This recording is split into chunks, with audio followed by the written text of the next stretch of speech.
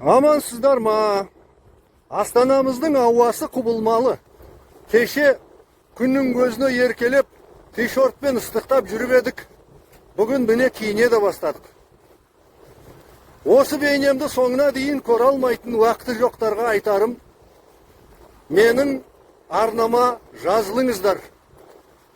15 жыл 20 елде тұрдым. Көргенім мол.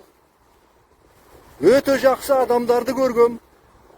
Және те жаман кісілермен де қатынаста болдық. Айтарым, тоқығаным мол. Бала кезімнен ақсақалда шарапатты адамдардың әңгімелерін көп тыңдадым. Содан өзі ойланып осы арнаға білгенімді, естігенімді төгейін.